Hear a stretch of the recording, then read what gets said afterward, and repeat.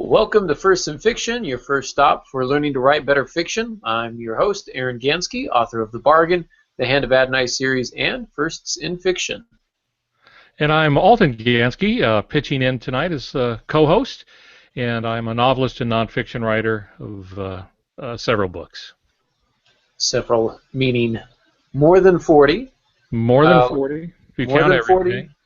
More than 40, less than a million. So somewhere right in that vague, that tiny little window there between 40 and a million. Yeah, you'd be better looking at about 43, I think, is what it is. So. Okay, all right. So more less than Stephen King, more than me. So nice, comfortable area. So, well, we are talking tonight about the three-act structure, which is a popular kind of a way of approaching a book. For those who like kind of structured writing, and even those who like more of the discovery writing, they can still utilize this as kind of a vague outline, if you will, trying to know where, which markers to hit and when to hit them, etc.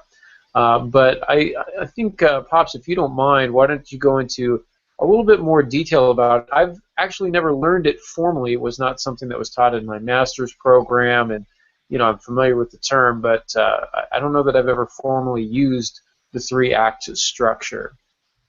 Sure, and that's good for both outliners and those that are intuitive writers. The difference being someone who likes to sit down and get every action scene laid out on the page, as opposed to a discovery or intuitive writer who sort of gets in the shadow of the characters and see what happens. It doesn't matter which one you are. The three-act structure is a safe way to go. I do want to put a little warning out here because some people get a little testy about this. I was in North Carolina and two best-selling authors were chatting, and somebody said, "Yeah, you really got to use the three-act structure," and someone said, "No, I never use the three-act structure," and then I had to break up a fight. But anyway, one of them was a woman, and I was a little worried about the man getting whooped right there in public. In both sides, that's really ridiculous. It's the three-act structure works. You're not stuck to it. I've done books in 2 acts. I've done books in 4 acts. The reason we're talking about the three-act structure is it is a safe bet. It always works. Most of the stories we see on film are 3 acts. Television isn't. It's 4 acts, but that's because they have 4 sets of commercial breaks. And that's the only reason it's in 4 acts.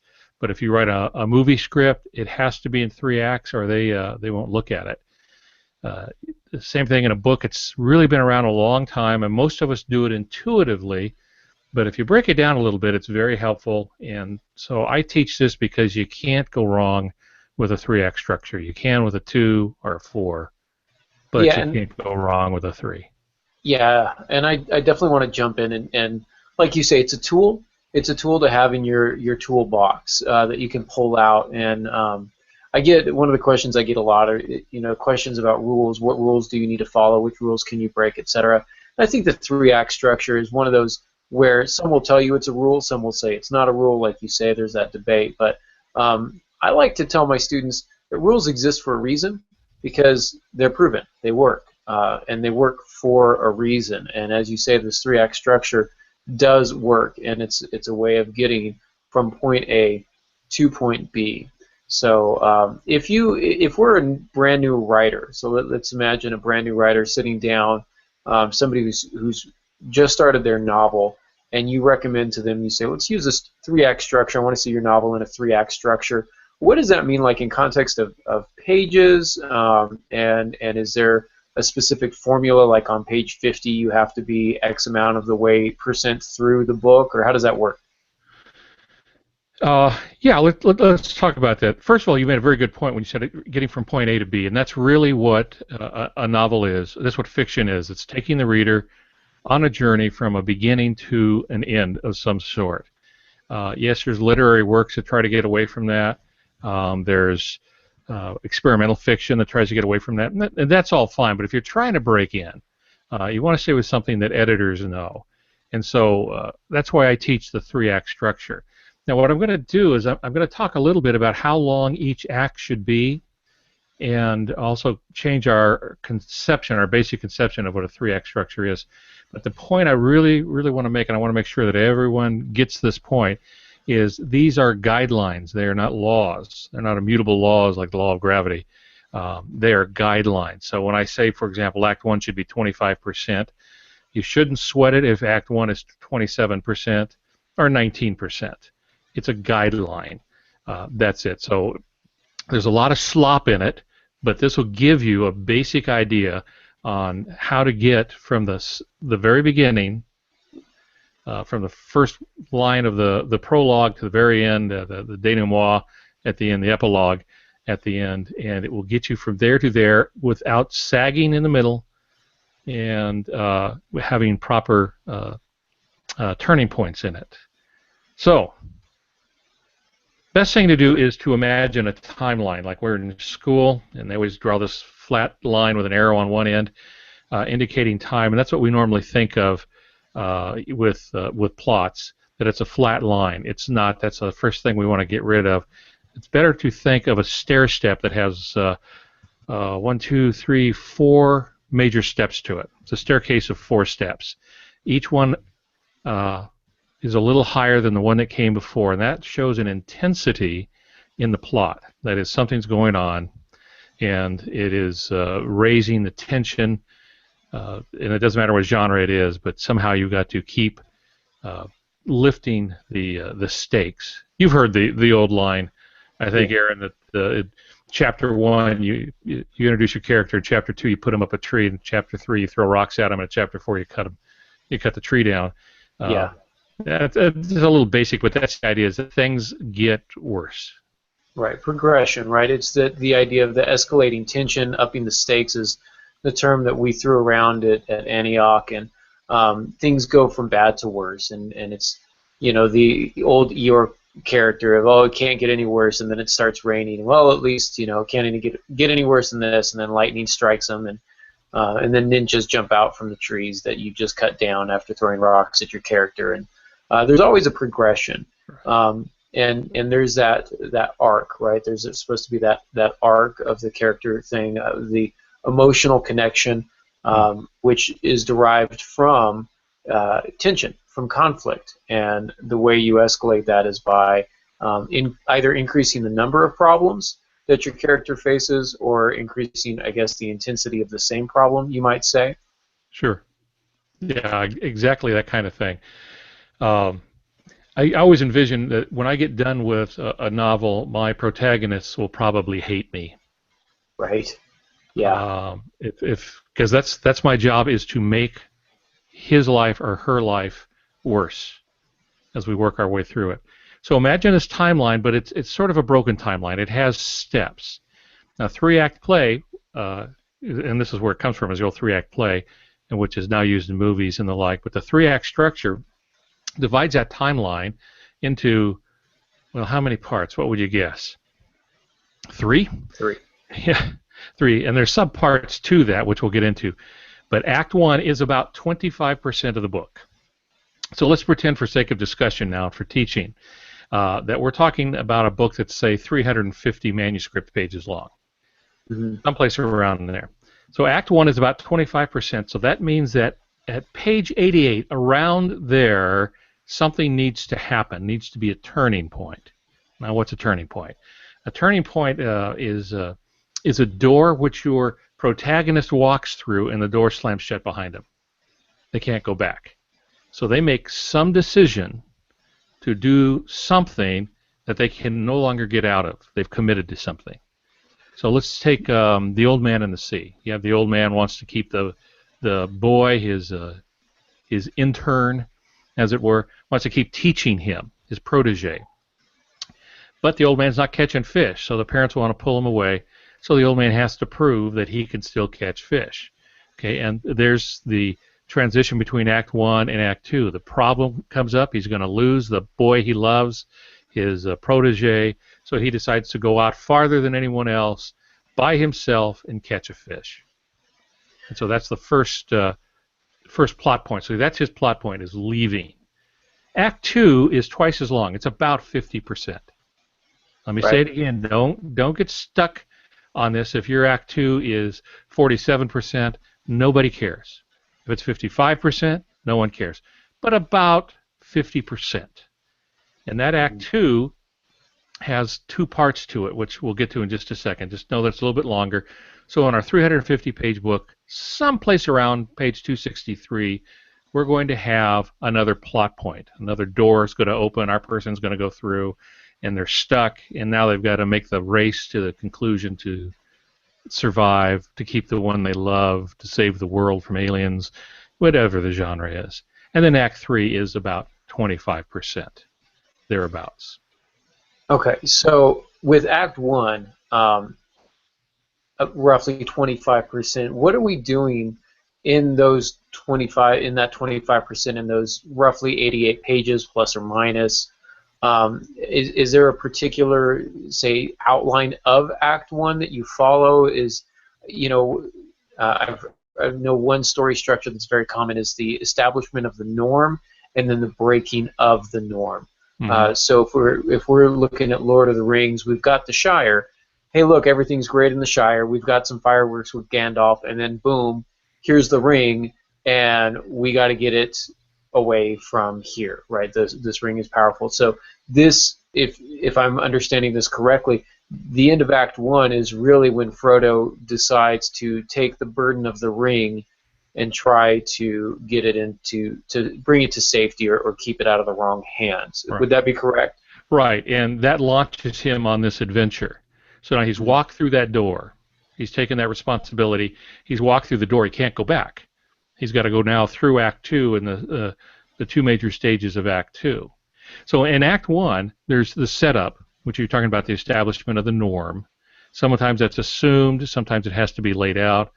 In Lord of the Rings, we're dealing with hobbits who live in holes in the ground, something we don't normally see, so there has to be some setup. And something happens, and this is usually the first 10% of Act 1. So 8, 9 pages, something like that, 7 to 10 pages, say. The setup happens, and then something happens that brings either trouble or a challenge to the protagonist, the hero. And the protagonist thereby responds, and that's our first step up. It's now a little more tense because the protagonist has decided to do something. And that's often called the altered world. His world or her world is now altered. So right. They've been abducted by aliens, they've been kidnapped, they're about to lose the one they love. Husband walks out on them. Pick your genre. But now things are different. So the setup, about 10%, the remaining 15% shows the altered world in the first stages of the protagonist's response. I want to jump in here and real quick, just for another plug of Jerome Stern's book, Making Shapely Fiction. Mm-hmm. And if you're a regular listener, you've heard me mention it before. What I like about it is he talks about the shapes that stories take, and he's got a whole list of them, including the stranger comes to town, right? And so now the stranger comes to town and everything is changed because the stranger's here. There's a knock on the door, and this knock on the door, upsets the norm in some way. Or there's a bear at the door, where you're starting immediately with conflict, etc. And so this is a great book to have on hand because this, for me, those story setups, those shapes, are really great starters for mm-hmm. Act 1. So when you're looking at your Act 1 and you're like, how do I start this? I know I need to establish a norm, perhaps, but how do I do that and also get to this conflict that's going to eventually lead my character to perhaps a decision that they need to make? So I think Act 1's will look very different, though there will be some commonalities. There's a wide variety of shapes that those can take, and I think Jerome Stern's book is great for that particular setup. One I read recently, though it's an older work, touches on that. Give you a good example of how Act 1 can work, and it's a sci-fi story about the last man on Earth. And he knows he's the last man on Earth, and he's sitting in his little apartment, and he's reading, and I think he's drinking coffee or something. So the last man on Earth, and I think that's how it begins, the last man on Earth took a sip of his coffee or turned the page of his book. Then there came a knock on the door. Yep. Okay, Yeah. so now you have the norm. I'm the only guy left. This is it. But then there's a knock on the door. Now, who in the world can knock on the door if there are no other people? And that's the setup in the story. Now, since it's Right. a short story, the author gets to it right away. So the setup is there's only one person left. The altered world is someone knocked on the door, and he may not be the only person left. Then the rest of the story will flow from that. I wrote a book, and I'm wondering if you told me about this earlier, like when I was a kid, because I wrote a book, and I'm sorry, correction, I wrote a short story that centered around the idea of, for years, she thought she was the only one left, or she was afraid she was the only one left on Earth, and now she's afraid that she's not, and it was just kind of that whole irony of I'm afraid I'm alone, and now I'm afraid that I'm not alone, and so there's a knock on the door. So I wonder if you told me about that story and I inadvertently stole that idea.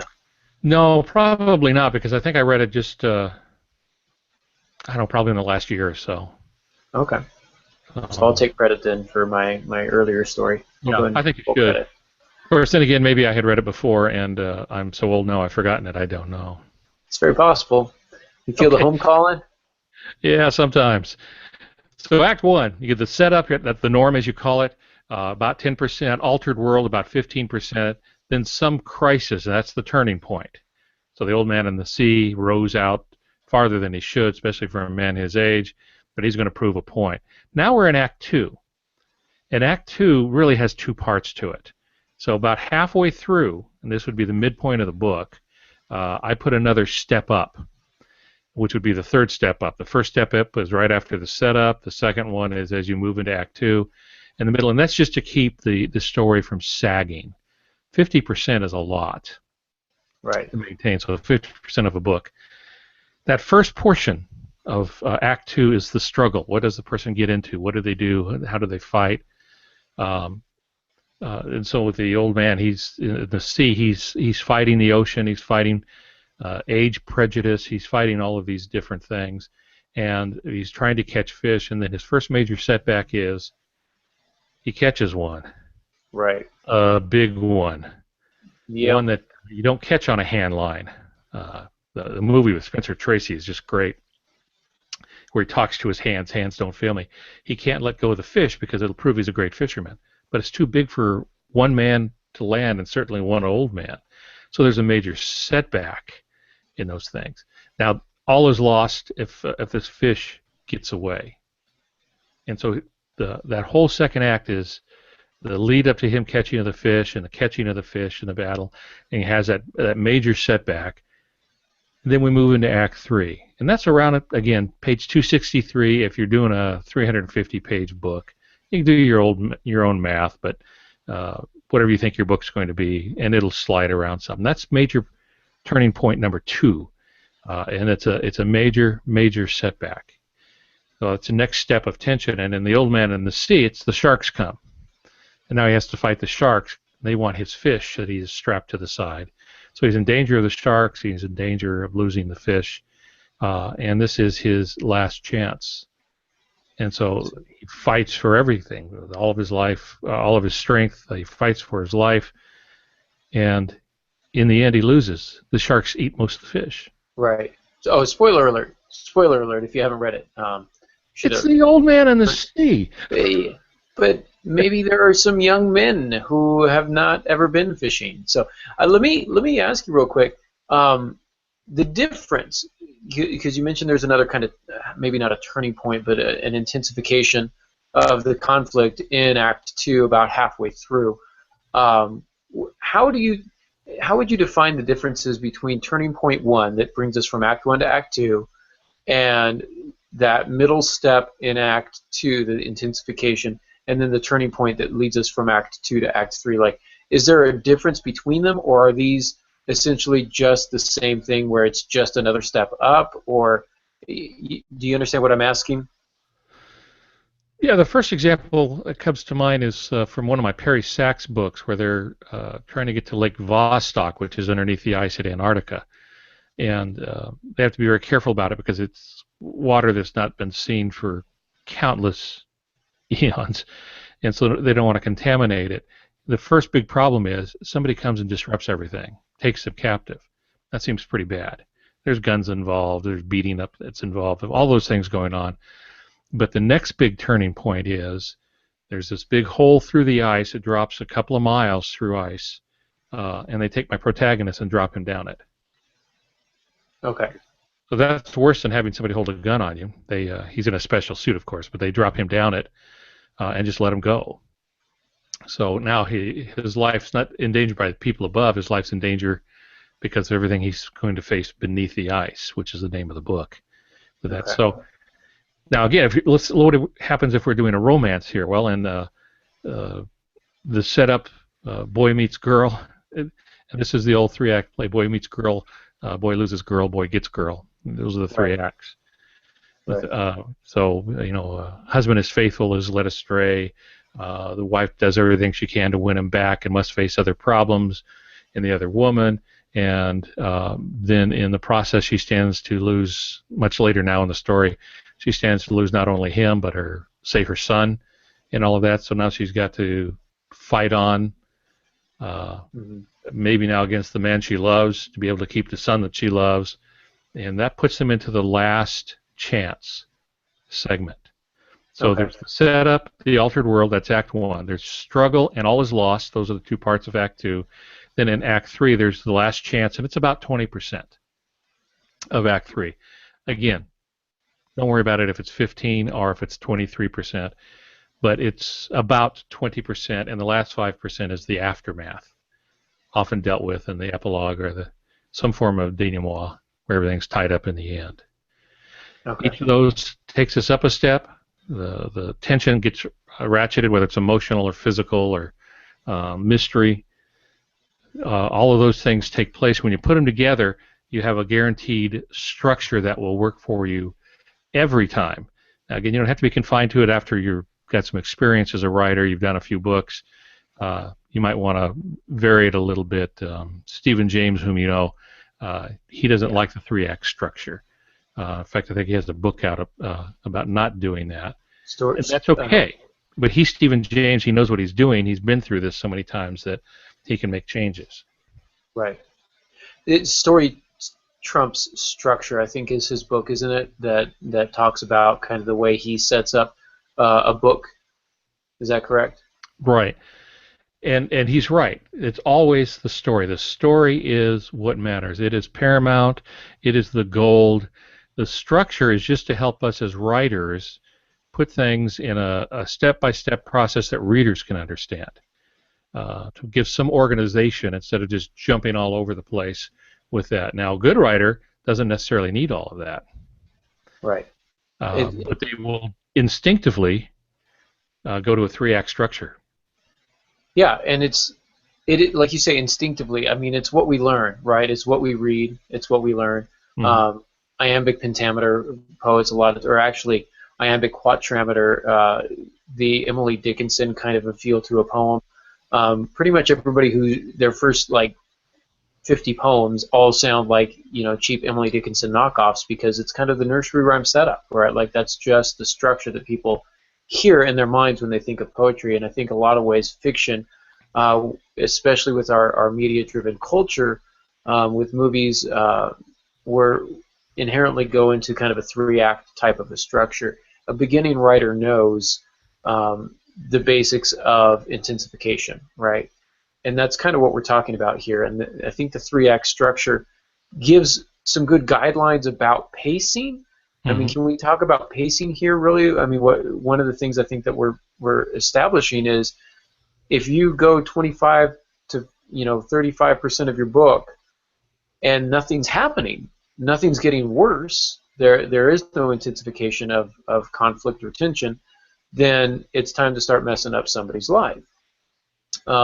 As a discovery writer, the way I handled specifically The Hand of Adonai was simply to put interesting characters in an interesting situation and then mess up their lives.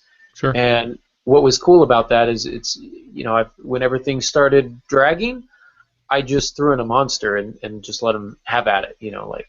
They've been walking for 20 pages. Let's have them get jumped by a gorilla on steroids or something like that. So, granted, that's not necessarily It doesn't play a major part in the story, so I wouldn't call that a major conflict, but at least spices things up a little bit. Yeah, and you bring up a good point here, something that I want to make clear. Most of the time when I'm writing fiction, I don't outline. I am a discovery writer. I'd like to say I'm an intuitive writer. Mm-hmm. So I will lay this out, and I will say that so around page 88, I know I need a turning point, a big plot point going there, and about page 263, and then halfway through the book, I need to do the same kind of thing. I don't know what they are. I often don't know what those turning points are. Now, those who take the time to outline everything up front will have that all figured out, and they'll just highlight it that way. And the times I have outlined, that's what I've done. I'll just list the turning point in there. But you don't have to have it all figured out. You just need to know that at some point there's going to be some major event that's going to change the decisions and the actions of the protagonist. And about halfway through the book, the same kind of thing is going to happen. There's going to be a setback that's going to make it seem impossible for your protagonist to achieve whatever the goal is. And then 3/4 of the way through, there's another major turning point that changes the behavior of the protagonist, whatever that may be. Whatever that may be. And you may not know it when you start it, but if you know the basic outline here, you'll know when to start putting these things in so you don't do, well, as one writer did. One writer a long time ago had me read something who had no concept of this. He wanted to write an action-adventure novel, so he had 6 gunfights in the first 25 pages in different locations. The guy his hero just traveled from one place to another, pulled out his gun, and started shooting bad guys. Apparently they were just everywhere. And it made no sense. Yeah. Driving to work, I'm like that. I just got to cap some people on my drive-in morning commute. Yeah. 6 gunfights in my morning commute. Yeah, that would be problematic. I mean, I guess I was looking at it from the standpoint of intensify that action, but I guess the opposite is also true. Pace yourself. You don't need 6 gunfights in the first 25 pages. It's too much. It's too confusing, and eventually, quite honestly, I don't know, maybe he was just establishing the norm. Maybe he lives in Gotham, and it's just like that's the norm, right? You just, but if you're doing too much of it, you risk becoming losing the reader. I think the reader at some point tunes out and says, "Okay, well, this is just over the top. It's overly sensationalized." And that's one thing that I've really been noticing a lot lately on things that I've been reading is. I guess kind of the purple prose is what we call it, the overly sensationalized, melodramatic kind of stuff where I see it a lot in the horror genre where we just want like 17 gallons of blood poured all over them, and it's at some point it's and their tears fell like rain, and it's just it gets to be, I think, a little bit too much, and it has the opposite effect. I tune out rather than actually being invested or caring. So if you overly inundate your readers with too much of that action and intensification, it can be too much, right? I mean, if you think about like the action movies that you see, there's a real reason for a comedy break, right? That one-liner at a tense moment, because sometimes the audience needs to breathe. Sometimes your readers need to be able to take a breath. Sometimes your heroes on their epic quest need to sit down by a quiet river and take a nap. And that has to happen sometimes. There are those that confuse what a novel is, and they think it's just a string of pearls, each pearl being some kind of action. This bad thing happened, and this bad thing happened, and this bad thing happened, and it's not. It's a development of a character. You don't have a story if you don't have character. You don't have story if you don't have setting, and you don't have story if you don't have pacing. So there's some problem that needs to be dealt with, but it can't all be dealt with in Act 1. You want to stretch it out because readers want to figure this out as they go along, and so there's stuff they have to learn, and they have to get used to their client. To their client, they have to get used to their to your protagonist. Learn things bit by bit. That's why we teach you whatever you do, don't start with the weather. Those sorts of things. You lead up to this stuff, and it takes a little time to develop because you are creating an artificial world. But at the same time, you got to get through the story. You got to get from point A to point B. Otherwise, it's just this epic tale with nothingness. Yeah. Then we get 6 hours of the Shire, and we don't need 6 hours of the Shire. Like the Shire is interesting for about 10 or 15 minutes, and then it's the Great Void. we need the Shire to burn down after that. Like something, you know what I'm saying? Like, I tell my students that too. Like, you want to write a good story, create a really interesting character and mess up their life, you know, and do it quick. A lot of people, I think, get perhaps too hung up on the 3-act structure, and they just look at plot points and they forget that all-important piece of character. And as you said, setting. You don't have a story without a setting. And they just want to write the gunfights, and it's problematic. I actually read a story one time where like somebody's mother died, and I was like, meh, don't care. Really, just I'm not even sad, not even a little bit. And they're like, mommy, and I'm, you know, just not sad because I have no idea connection yet, right? Yeah, I don't know who she is. I don't know who the character is. I don't know who the son is, and so it's really hard for me to be invested in that. It's really hard for me to feel that sadness. One book I read, and this is kind of some good advice. I think a lot of times after you're done with your first draft, and you can back me up on this perhaps or disagree. When you're done with your first draft, I think it's a lot easier to read back through it and say, okay, I am using the 3-act structure. Oh, no, you know what, intuitively I went to a more of a 4-act thing. I'm going to go ahead and highlight that. I'm gonna go ahead and make that, you know, now that I know it, I'm going to develop it. The case that I'm thinking of here is a book that I read by a friend of mine, a first early draft, and the protagonist's sister died. Now, I liked the protagonist, but I hadn't spent any time with his sister. And so when his sister died, I wasn't sad. And my comment to him, as hard as it sounded, was when you go back and do your second draft, your second revision, just understand every time you're writing her, you're writing a corpse. Like, you got to keep the end in mind, right? You have to, now that you know where you're going, this is a dead girl on the page, and you need to make me feel that sadness and that sorrow. And the way you do that is by developing this character more intentionally and more deliberately. And sometimes we don't even know who our characters are until we're done. That's fine. Just go back now that you know it and develop that. Yeah, another great topic about building a bond between the reader and certain characters. I used to have readers in my early books go over things, and I'd get little notes from them like, if you kill this person, you're toast. Right. It got connected. I lost a book contract because somebody connected with the first victim in my book. And so I had to take them out of the regular story and do some other stuff. But they got so connected that they got mad at me because my antagonist killed off this person who was not the protagonist. But nonetheless, I caught it for that, and so I had to do a little rework on it. The other thing to keep in mind, though, what we're talking about here about 3-act, it's often we as writers, we want to talk about the craft, the art. We're artists in what we do, and I don't want to be boxed in on this.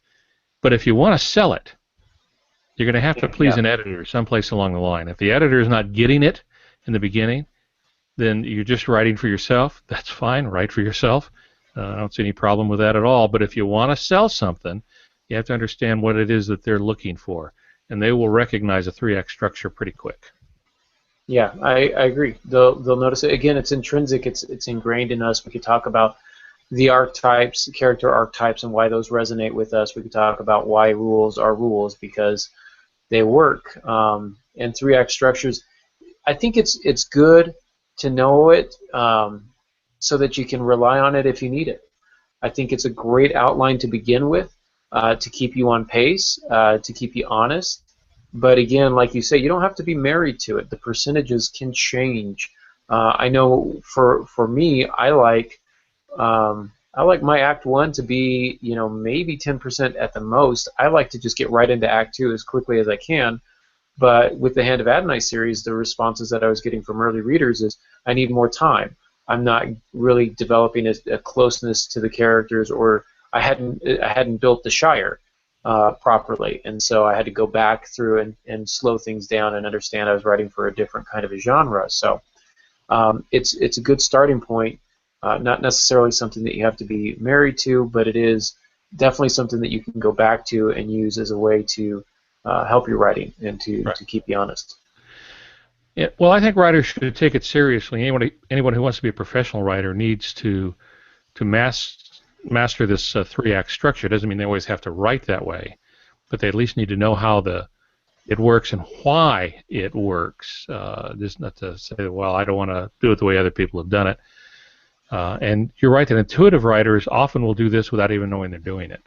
They'll be writing and saying, I need another little boost here in the action. I need to create more trouble, and they will do that. When I was in college, I learned a speech technique. It's an outline form called Monroe's Motivational Sequence. It's the most useful thing I learned in college. I use it for article writing and stuff. It has 5 parts to it. But what was interesting is you could go back to speeches that were written and delivered prior to Monroe and his other faculty members that worked on this wrote the book, and it became a standard. People were doing it already intuitively. They just knew that you had to get their attention, and you had to establish what the need is and the satisfaction, what's going to happen when you get involved, and the visualization, what is it going to be like, and then finally the action step you want them to take. So a lot of it for creative people is just intuitive. They figured it out on their own, but why do that if you could know if you could have something in front of you that's going to help you remember all of that and know that it's a proven technique? Right. And then not only that, I mean, it can cut down the amount of time it takes for you to figure it out on your own. I am a huge proponent of education and studying your craft. I mean, can you imagine an artist who's great at painting but never studied painting, never took an art class? Well, I just do it naturally. Yeah, and you might have some natural talent, but if you really want to take that next step, you got to study the greats. Yeah. I would encourage, and you may have done this.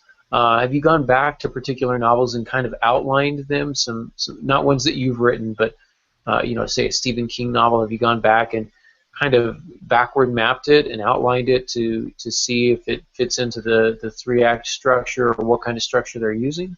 Well, I'm so familiar with it that when I go through a book, I will recognize the turn, and I will know. If it's a 500-page book, then I'll have a pretty good idea when that first big change is going to take place. It's going to be in there somewhere, 25%. It won't be exactly. Now, some studios in screenwriting, they turn to a specific page in the screenplay. If it's a 120-page screenplay, they will turn to a particular page 25% in, and they will look for the plot point before they start reading. Because if you don't have it, then they figure, well, you don't have the right structure, we're not going to be able to do this. We do 3 acts for a reason, because of time, because of how it conveys information, how it moves the plot along. That's the reason some preachers preach with 3 points, is that's about what you can get in a given time. It's a very Western kind of a mentality with this idea of 3s, right? The 3-point speech, the 3-act structure. It's culturally, we've been trained with 3. It's funny when you list things in 2 and people are like, and what else? Oh, I like this, and they're just waiting. I like pizza and ice cream. What else? I want the 3rd one. Or if you give them 4, they start getting offended. I like pizza and ice cream and soda and cotton candy. No, that's too much. You're just getting greedy now. So it is weird that this 3-act structure. It is part of the human psyche. Most jokes are told in 3 parts. Yeah, right. The setup. A minister and a rabbi will walk into a bar. The bartender says, "What is this? A joke?" Okay, it's a lousy joke, but there's 3 people, and it's because you can convey the visual in those 3 things. Mm-hmm. So it's very normal to do things in 3. Sermons are done in 3 points. Again, television is different. Film art is usually done in 3 acts. Television in 4, but that has to do with commercials and getting it to fit into what's left of the hour. And right. So you have to have those breaks, but and that's fine. You could do it in 4 acts. I've written 1 book in 2 acts, and I think I've done 1 or 2 in 4 acts. But usually I do the 3. And then I think this also goes into knowing your audience, knowing where you're going to submit this. If you've got a book in 5 acts, you're probably not going to want to submit it to a publisher that only does 3-act books. Mm-hmm. If you're going to Hollywood, make sure it's polish up that 3 acts. If you wrote a novel that's 4 acts, but you want to transcribe it into a screenplay that you're looking to sell to Hollywood, probably going to have to condense it into 3 acts or modify things. Right. I think you'll see that. I think a lot of times that's why people be like, oh, the book was better than the movie. The book doesn't necessarily have to be 3 acts. Sometimes it'll be 4 or 5. And yet when you go to see the movie, it has to be 3 acts. And so that's why a lot of things end up on the editing room floor. Ender's Game. I loved Ender's Game. Absolutely loved it. But the movie, I love the book, I'm sorry. The movie I was less enthralled with, very much a 3-act movie, and I was upset that a lot of my favorite parts of the book just didn't make the cut.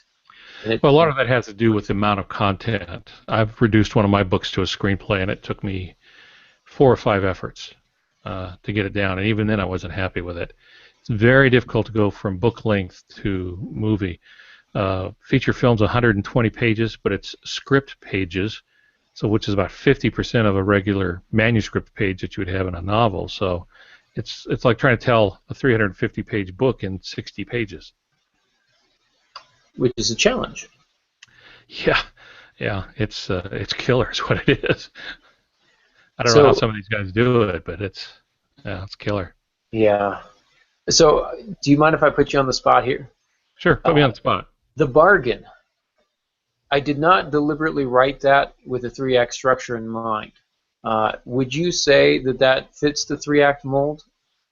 Or did you, because you said you're so familiar with it, you just intrinsically kind of, instinctively kind of read a book and break it down into its parts. Did that fit the mold? Well, I didn't read your book. Oh. I joke, no. I did. I read it and I loved it.